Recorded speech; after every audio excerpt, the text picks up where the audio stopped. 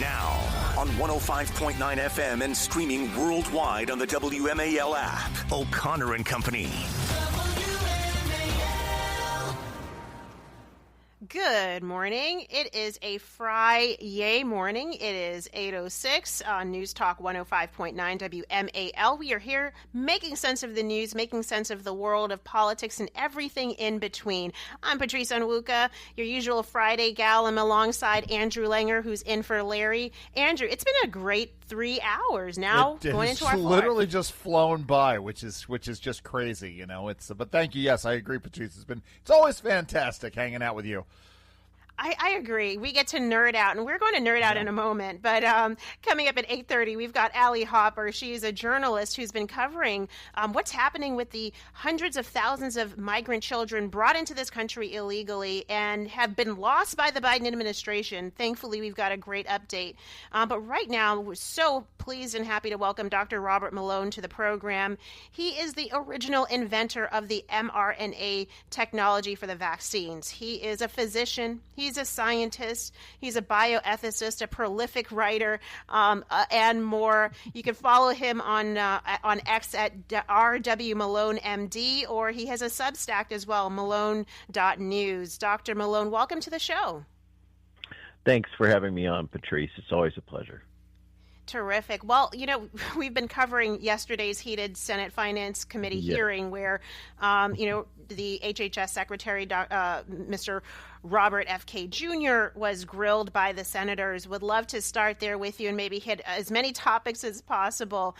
And one of the things that really caught me was just, the fact that you have here an example where RFK talks about a specific study looking at the measles vaccine and its impact on young African-American children, males in particular, and how that was kind of squashed, literally, tried to be buried at the CDC. Would love just your thoughts on that and maybe your overall initial reaction to what you heard yesterday.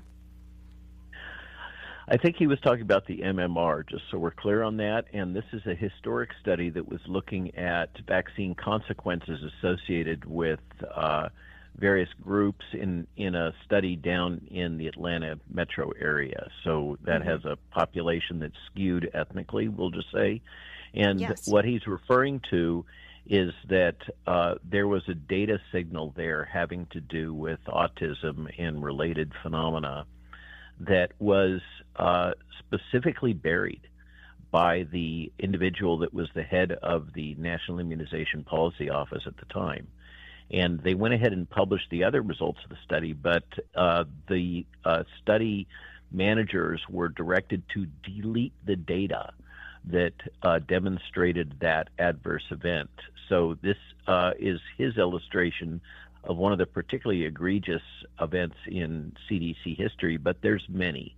And particularly the African-American community is sensitized to the CDC because of the Tuskegee study historically. Yes. Right.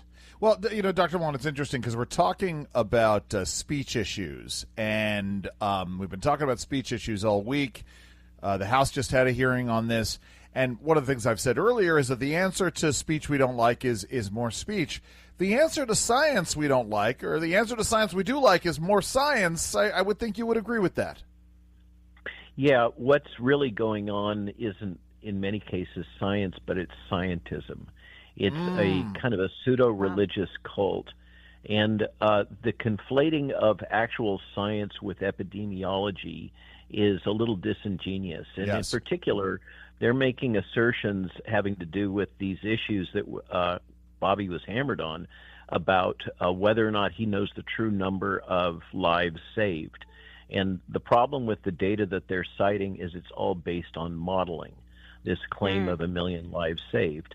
But the real subtext there is the attempt to drive a wedge between Bobby and the president. That's Didn't I say this earlier, Patrice? You did. Yeah. And that's an ongoing narrative that's been present, pushed by pharma now for months.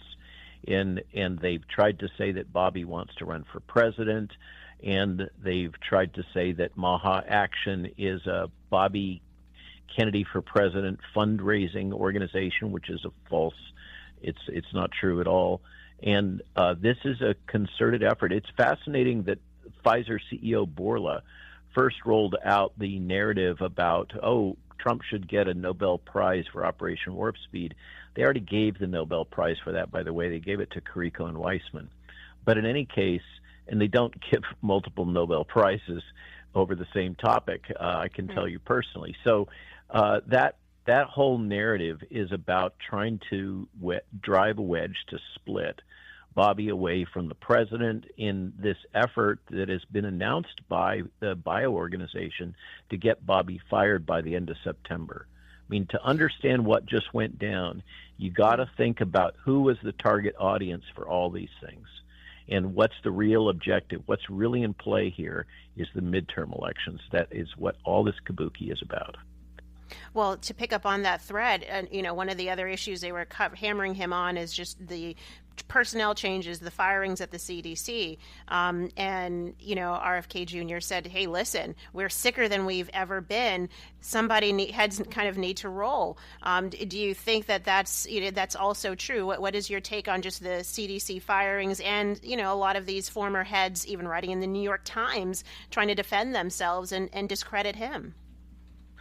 Yeah, well put. And that's a narrative. I mean, here we are at WMAL. The audience is familiar with D.C. shenanigans and the way that politics works on the Hill. So once again, what you've got is a series of narratives that are being promoted. And the narrative about the firings in CDC is another false contrivance. What took place was that under Doge, 600 people were made redundant at CDC for good reason. And they were given notice. They appealed that to the courts. The courts decided that there wasn't merit and that Trump could actually make these people redundant and downsize the CDC. Most Americans would agree on that. And that finally hit right around the time when the new director of the CDC was asked to leave because she was not being loyal. I mean, she went behind the secretary's back to Cassidy to complain about the secretary. What are you going to do if you've got an employee that's reporting to you that's busy trying to undercut you? Of course, you're going to say it's time for you to find another job. What else would you say? Trump would say the same thing. So that happened, and then there was this cascade, not firings, resignations. And one of the resignations, for instance, just to illustrate, was the head of the National Immunization Policy Group that I've been dealing with at ACIP. And this gentleman came out, did an ABC interview, made a lot of accusations, and then the Streisand effect kicked in, and people started looking into who this character was. He is a full-on Satanist, sadomasochist was a DEI hire, okay, and was the person that was directly responsible for advising Rochelle Walensky on COVID policy and also on the monkeypox. This is the guy that wanted us to all get monkeypox vaccine. And Dr. Malone, I will not repeat. I was the nickname I afforded this doctor. Julie Gunlock said I should never use the two words that I use together in a sentence on the air ever again. So I appreciate that. I'm sorry, Patrice. Go right ahead. Oh, it's okay. You know what? We have to run to break. Dr. Malone, do you mind staying with us for another segment? We've got some more questions for you. Be my pleasure. Thank you. WMAL, making sense of the news. Live from the Home Paramount Pest Control Studios. Home Paramount, the leader in pest control since 1939. All right, so we're continuing with Dr. Robert Malone, certainly giving us some great insight into what's going on with the CDC, with just general public health. And, sir, I would love for you to focus on this cut. Let me play this for you. This is Cut 30, Senator Roger Marshall yesterday, pointing out the excessive vaccine immunization schedule for kids. I would love your thoughts on just that topic after this clip. This is the current CDC recommendations for vaccines for children. On day number 1, they get their first jab, a hepatitis vaccine. By the time they're 18 months, they've had 18 jabs. By the time they get to be able to vote, they have 76 jabs. Dr. Malone. Yeah, that was pretty bold of him to use the slang. I get criticized for that also, for saying jabs. instead of vaccines. So what's going down is that the ACIP or ACIP has been authorized to set up working groups to examine a number of things. And one of those is the pediatric vaccine schedule. That'll be done methodically, and the questions will be asked about vaccine interactions, which have never been asked, about whether or not we really have the controls to make the decisions that have been made, and whether that particular timing, notoriously, the two that are hot buttons right now are the administration of the hepatitis B vaccine at birth. That's really hard to defend, and a number of senators have spoken out about that. And another one that's up for discussion is whether or not the timing of Gardasil, the human papillomavirus vaccine to prevent cervical cancer, is let's say, well informed. And I don't know what the outcome is going to be. The committee, I'm not sitting on that particular subcommittee, but I know the chair of that subcommittee. They'll work through that methodically, and they will report with advice to the director of the CDC, who will have the option to agree or disagree. That's the way this works.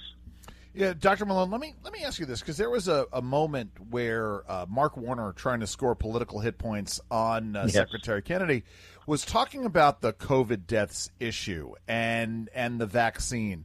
And I want to get your thoughts on this, because as far as I'm concerned, the COVID vaccine wasn't really a vaccine at all, in the sense that we're made to understand vaccines over the years. Talk about this moment and what Senator Warner was trying to do and didn't do what he thought he was going to do. Well, he was also trying to, part of the messaging that he was putting out, as were some others, was trying to split off the rural base. From Trump for the midterms. That's why all the jabber about rural hospitals, which went nowhere. $50 billion for rural hospital subsidy that hasn't kicked in yet, it kind of neutralizes that story. So what Warner was talking about is that there's some really questionable, quote, peer-reviewed publications that rely entirely on modeling. And the problem with modeling data, that's not real science, that's not real data, that's projections, very sensitive to assumptions. And so there's a bunch of problems with those studies. They've been critiqued widely. And Bobby's point is absolutely accurate. The data in the United States are a hot mess. My words, not his. And so he can't really know. He's being honest that all that talk about 1 million lives saved, et cetera, that's really speculative is what it is. It's basically an op-ed published as a peer-reviewed paper because it's based on flawed modeling. And we don't have the good data. The best data is coming from the Scandinavian countries. There's some great data that's published from the UK. These countries that have basically full-on socialized medicine and less regulations on medical data sharing have much better data on outcomes. And by the way, those data are not encouraging. They are not showing these kinds of massive benefits. And Bobby's point that he made was that we have had more COVID deaths as determined by the CDC per capita than any other nation.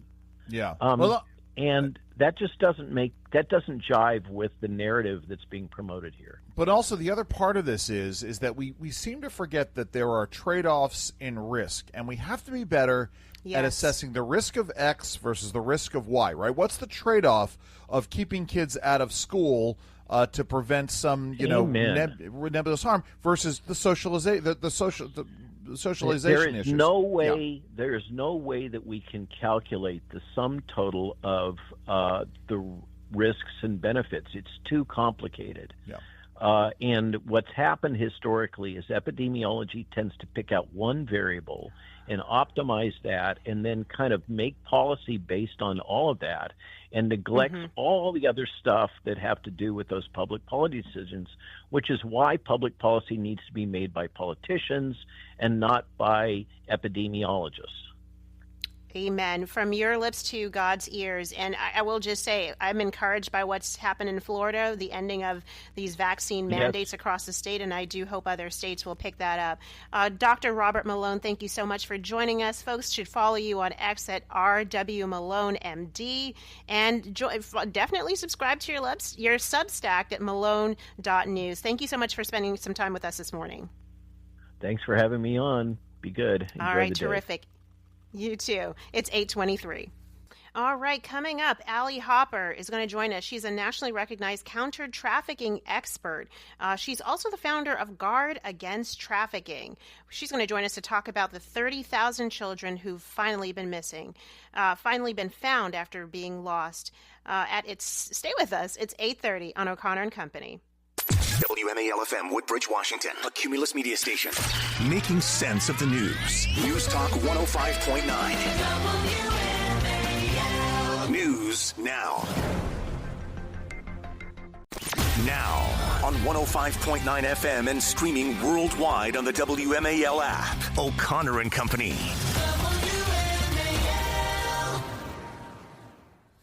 All right, it is 8:37 on News Talk 105.9 WMAL. We've been here making sense of the news and everything in between. It's Patrice Onwuka with Andrew Langer. Andrew, we are coming to the last half hour of the show. Can you feel it? I can feel it. Listen, thank you, Michael, for playing this. I love this song. It's a Friday to one and all, and we're excited to welcome in our last guest here, Allie Hopper. Allie is a nationally recognized counter-trafficking expert. She's the president and founder of Guard Against Trafficking, and she has some fantastic, she's a woman of faith, and she has a fantastic fashion sense, as she was testifying recently on Capitol Hill, about this topic of human trafficking. Allie, welcome to the show. Hi, guys. Good morning. Happy Friday. Thank you for having me. Absolutely. Well, we did hear some really great news from Border Czar Tom Homan. Let me play this clip for you regarding missing migrant children, and I would love for you just to react to that. Let's play cut 37. 300,000 children. I looked at the numbers just yesterday. We've located over 23,000 of them. So 23,000 locations of the 300,000. What President Trump's committed, we're not going to stop till we find every one of them, or at least, run every lead down on those 300,000 children. That's a big plus for the administration, because the last administration wasn't even looking for them. So, Allie, please respond. I mean, this is a big deal, correct? It is a big deal. This administration has been working day and night to locate these children. They've been unaccounted for, and their well-being hasn't been followed up on. So it is a big deal that this administration has prioritized locating and checking on the well-being of these children, because the last administration clearly was only focused on placement over care. Yeah, I mean, let's sort of cast our memory back a little bit, Allie. How did we come to lose 300,000 kids? It's a very interesting question. So we have to think back to what that time frame actually looked like. So that time frame was when the country was dealing with COVID. The American public was focused on prioritizing their family, their well-being, and being able to put food on the table. So the American public really wasn't looking at what the Biden-Harris administration was doing. And what they were doing is that they were obviously leaving the borders wide open. They were not checking on the sponsor applications in the way that they should have been. Their policies say that there should have been meaningful background checks. There should have been sponsor applications that were thoroughly vetted, and neither one of those things were done. On top of the fact that without the DNA testing to ensure that that the children were coming in with their parents, this is what created this chaos.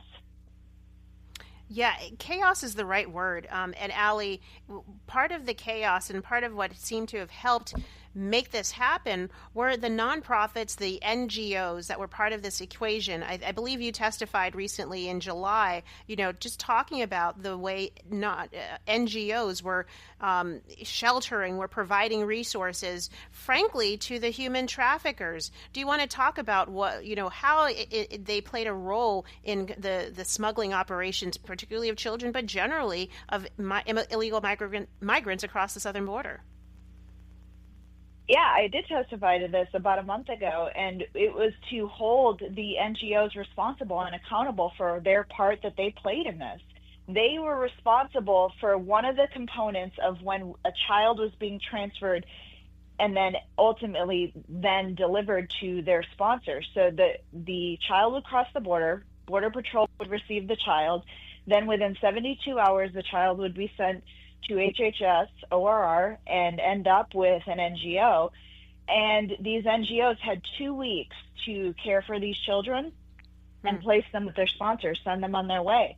And these NGOs profited tenfold. You had CEOs that tripled their salaries in 3 years, going from $292,000, one CEO going from $292,000 to 2 to 3 years later, ending up at $790,000 with six-figure surge bonuses. And this is what the American people needs to remember, is that these are taxpayer dollars. These aren't donor dollars. There is no reason why a CEO should be profiting off of taxpayer dollars when they're transporting children to known pedophiles, known gang members, known cartel members. And this is how these children became unaccounted for. The cartels knew this. They knew that they could use taxpayer dollars to get the children from the border to the sponsor of choice, of the cartel's choice. This is insane. Allie, we're going to have to leave it there. But folks, if they're interested in following you and keeping on tabs on what's going on here, they can follow you at Allie_Hopper. Is there anything specifically, though, that we can expect coming down the pike when it comes to just this investigation into these kids and what's going to happen next? Yeah, this administration is working tirelessly. Like we said, Tom Homan is, his team is looking for these children. And then we had Pam Bondi speaking on the issue. And so we have the right people. We have Secretary Noem prioritizing this issue, but we need local and state agencies to support the federal agencies in finding these children. Very good. All right, Allie, thank you so much for your time. Thanks for joining us today. Thank you so much. All right, it is 8:43. Mark Levin, weekdays 6 till 9 on 105.9 WMAL, making sense of the news. Oh, what an apropos song, Andrew. The end of the road. It is the end of the road for Hurricane Harbor at Six Flags America here in Maryland. Just 10 minutes down the road from my house, my family would often be caught on the water slides over at the water park. But tomorrow will be Hurricane Harbor's last day. The amusement park will continue open on certain weekends, well, every weekend, but for 1 or 2 days until November 2nd. And then we will say goodbye to Six Flags Maryland. The end of an era, and I don't know about you, Patrice, but I get all costive when I have to start talking about this. Sorry, a little reluctant in all this. In any case, I was sharing with Patrice. I have a friend who grew up out near the park when it was still a safari park, and she would tell me that when she was a kid, I mean, amazing. But at dusk, and into the night, they would hear the lions roar, and I can't think of anything more unnerving than being a kid in PG County, because you got to say like PG County, out in the county, hearing the lions roar. But yeah, this is the end of an era. Six Flags America closing in November, and good for you to take advantage of it this weekend. I love a good water park. Well, I will be. Last time I was there a couple weeks ago, I did the water slide that is right at the entrance of the water park, and I will not do that again because I saw my life flash and my back is no longer the same. Oh, no. However, I hope to see some listeners at the water park. PG County it's from what I understand, it tended to be very rural, and we're seeing that disappear more and more. Where the water park is located and the amusement park is in Upper Marlboro there, and there's potentially it's 5 500 acres up for sale. Yeah. So I'm expecting they're probably going to put more housing. We've seen a lot of housing along 50 developments. I hope, I would love to see another safari park or water park, something that would entertain families, not just clog up the highways and the byways there. Well, they could turn it into a space, and I'm sure if whoever comes in will have to maintain some green space. Listen, just on the issue of the water slides, because we had, where I grew up, we had Action Park, which is this famous, notorious, you don't know about Action Park, notorious park in New Jersey, Vernon Valley, New Jersey, with all of these death-defying rides. And they called it Traction Park or Class Action Park because they literally had ambulances on call in the local town of Vernon Valley. And eventually it had to close because first they tried self-insuring. There's a great documentary online about this. And then they reopened a couple of years ago. And my family went to the now newly safer, I'm using air quotes, you can't see it, newly safer Action Park with my family. And we did one of those slide things where you go down in the raft and you go back and forth, and then you get dumped into a toilet bowl. And I think it was called it was called High Anxiety. And we get into this thing. It's a 4-person slide with my wife and our 2 kids, and my wife and I are sitting opposite each other, and we literally almost go vertical. And by the way, as we're shooting out of the chute, my wife says, "Oh my God, we're all going to die." And you shoot to heaven together. Oh my God, yes, that's exactly right. And we get off the ride, and we are alternating between heaving, like throwing up, and laughing. Oh yeah, it was such an experience. And then, well, I will say that the Hurricane Harbor here, they do have a very similar ride. I have not ridden it, and I will not be doing that because I love my back too much to to damage it anymore. However, there's a really great pool for swimming. There's we call it the Water Factory. You could just sit and watch. You don't have to get yourself wet. If you're one of those women who wears, you spend so much time on your outfit that you don't want to get it wet, there's plenty of place to sit. I do hope that somebody decides to rescue Six Flags or rescue this amusement park, because I think it really is a nice attraction in this area. Now, let me ask you this before we go to the break. You do agree that on par, America will have the greatest water parks in the world? Yes, because we are the greatest nation. Yes, do you agree with me? Okay, of course. So the greatest water park in America, you have to take your kids to. You make the trip down to New Braunfels, Texas, to Schlitterbahn, which means in German slippery road. Schlitterbahn is the place to go. It is the greatest water park in America, which means, as you just said, greatest water parks in the world. It means that it is the greatest water park in the world. 2 separate sections. They have a lazy river that combines the lazy river with the wave pool, which they have that at Six Flags. That's the best. Right. So you're in your lazy river bobbing along in your inner tube, and then a wave comes through. It is amazing. Go and check out Schlitterbahn. All right. Have fun this weekend, I'm going to put it on Patrice. our bucket list, Andrew. Yes, for those who can't get there, you can still get to Six Flags Hurricane Harbor tomorrow for the last time, and the rest of the park is open for a few more weekends till November 2nd. R.I.P. Six Flags, Maryland. It is 8:52.